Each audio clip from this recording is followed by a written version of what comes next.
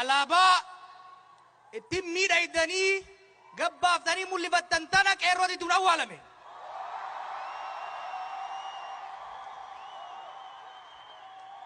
Akkuma Hacaaluun jee qeerroon fi Oromoon biyya hin diine biyya jaaree gimbanyaa akka Lammaa Magarsaatii fi Abiyyi Ahmad isiniif dhiyeesse. Kanaafuu hogganoota keenyan Pireezidaanti Lammaa Magarsaa, Muummicha Ministeeraa Dr. Abiyyi Ahmadiin baga asitti dhuftanii kaambii xiyyataa waggaa 13 narraa fudhachuuf deemtanii ani immoo kaambii teessan ta Finfinnee torban dhufu dhufeetiin fudhadhan jedhan.